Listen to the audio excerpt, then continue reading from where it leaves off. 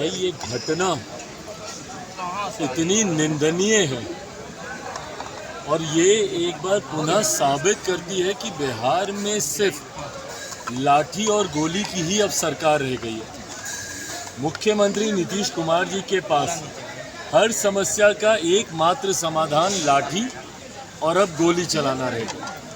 लाठी बिहार में कौन नहीं खाया है बताए ना। यहाँ पर छात्र से लेकर शिक्षक से लेकर अभ्यर्थी से लेकर किसान सलाहकार से लेकर पासी समाज से आने वाले लोगों से लेकर राजनीतिक दल के लोगों को लेकर कौन है जो अभी तक लाठी नहीं खाया हो भाई। तो मुख्यमंत्री नीतीश कुमार जी के पास अगर सिर्फ एक लाठी गोली के अलावा अगर उनके पास किसी और समस्या का कोई समाधान नहीं है तो बता दें, एक नई परिभाषा अब रख दी जाए भैया। जंगल राज की जगह नीतीश राज को अगर परिभाषित करने के लिए सिर्फ लाठी और गोली की ही परिभाषा अगर इस्तेमाल करनी है तो कानून की सारी किताबें यहाँ पे चला देनी चाहिए। आईपीसी की सारी धाराएं समाप्त कर दें भैया। जरूरत क्या है किसी और धारा की। यहाँ पर अगर हर चीज़ के समाधान के लिए आपको अगर इसी का इस्तेमाल करना है भाई, वो अपनी मांगों को अपने अधिकारों को लेकर वहाँ पर गए थे। लोक जनशक्ति पार्टी रामविलास ने निरंतरता में बिजली में हो रही अनियमितता को उजागर करने का हम लोगों ने काम किया। समय समय पर रह रहकर कि क्यों बिहार सरकार इतनी महंगी दरों पर बिजली खरीदती है, क्यों उसका बोझ बिहार के लोगों के ऊपर डाला जाता है, किस तरीके से बिजली के दामों को बढ़ाकर बिल में दिया जाता है। तमाम बातें हम लोगों ने बार बार हम लोगों ने उजागर करने का काम किया। मुख्यमंत्री नीतीश कुमार जी ने इस बात को कबूल भी किया कि हम लोग महंगी दरों पर हम लोग बिजली खरीदते हैं। क्यों खरीदते हैं भैया? बगल में उड़ीसा जैसा राज्य है, वो जब सस्ती दर पे बिजली खरीद रहा है तो आप क्यों महंगी दरों पे बिजली खरीदते हैं? पहली बात तो गलती आप करते, और अगर कोई अपने अधिकारों के लिए अगर वहाँ पर जाता है तो इस तरीके से आप उस पर गोली चलाएंगे भाई। लाठी तक चलाने के लिए कानून बना हुआ है कि जब तक परिस्थिति अराजकता के माहौल पे नहीं जाए तब तक आप लाठी नहीं चलाएंगे तो शरीर के कौन से हिस्से पे चलेगी वो लाठी। और यहाँ तो भाई लाठी आप छोड़ दीजिए, सीधा गोली पर आ गए। ऐसी कौन सी अराजकता की परिस्थिति वहाँ पर उत्पन्न हो रही थी?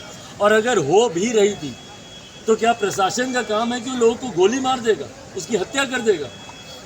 भैया आप गिरफ्तार करते, लेकर जाते, कानून अपनी कार्रवाई करता, पर गोली चलाने का अधिकार कौन सी कानून की किताब भैया प्रशासन के लोगों को दे रहा है कि आप यहाँ पे आप ही असामाजिक तत्व बन जाइए, आप ही अपराधी बन जाइए। और उसके बाद शर्मनाक बयान एक के बाद एक इनके मंत्रियों का बयान आता है कि भैया अगर कोई ऐसा हुड़दंग करेगा, ऐसी असामाजिक, कौन सा उन लोगों ने हुड़दंग किया भैया? और मैं पुनः दोहराता हूं, आक्रोश है लोगों में, आक्रोश है भैया।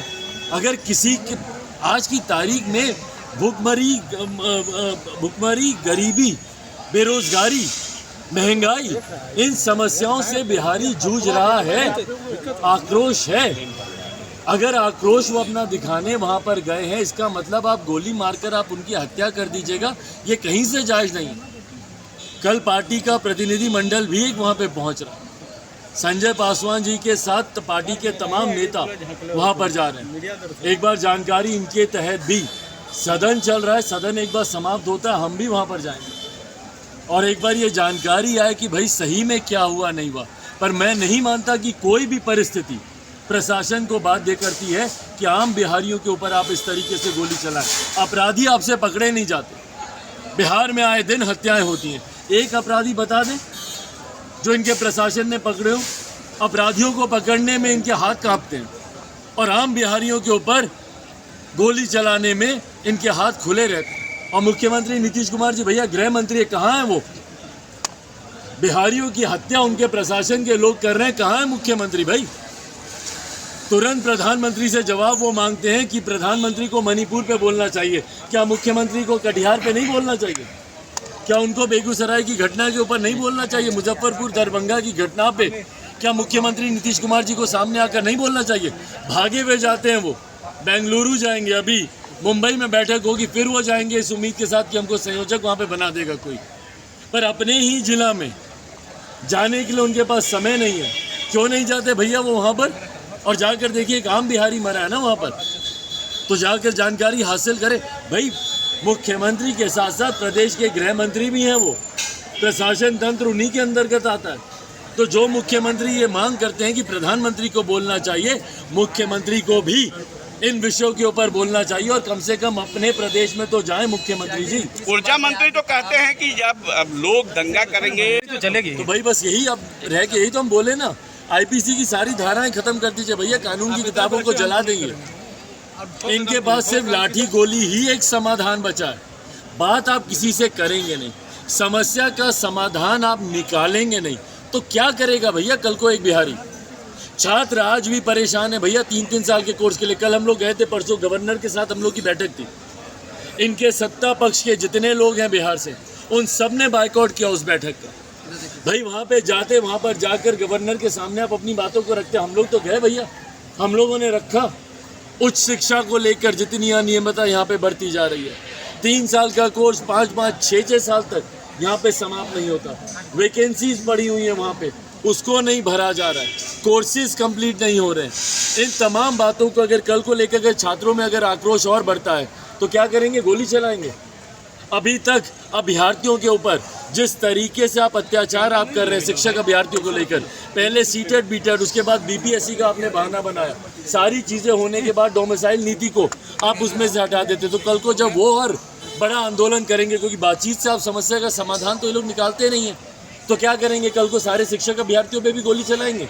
किसान सलाहकार जो सड़क पर आते हैं बार बार, उन पे गोली चलाएंगे। पासी समाज के लोग आज ताड़ी को लेकर इतने, अभी तक उनकी समस्या का समाधान नहीं निकला। तो कल को उनके तो एक ही बार नियम बना ही दीजिए ना भैया कि जो सड़क पर उतरेगा, सांसदों के ऊपर आप इस तरीके से लाठी चला रहे।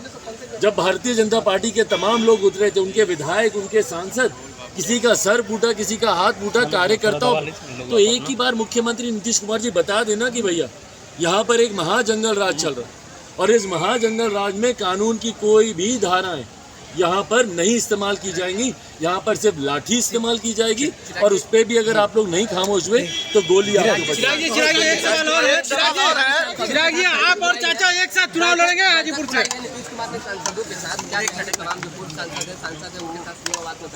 भाई तो बुलाए ना, चुनाव का समय बुलाएंगे ही मुख्यमंत्री जी भाई। पर ये मुख्यमंत्री अगर इतनी चिंता बिहार और बिहारियों के लिए दिखाएं, जितनी चिंता ये चुनाव, अपने गठबंधन, अपने आप को संयोजक बनाने के लिए जिस तरीके से ये अपनी चिंता दर्शाते हैं, इसकी 1% चिंता ये बिहार और बिहारियों के लिए। हाजीपुर लोकसभा को लेकर कहा जा रहा है कि आशीर्वाद इजीकॉन ग्रुप, भरोसे का दूसरा नाम। हम सिर्फ घर नहीं, खुशियाँ भी बनाते हैं। आशीर्वाद रोज वैली, जिसमें है premium flats with all modern amenities. Patna में लेना चाहते हैं अपने सपनों का आशियाना, तो कीजिए हमारे इन नंबरों पर संपर्क।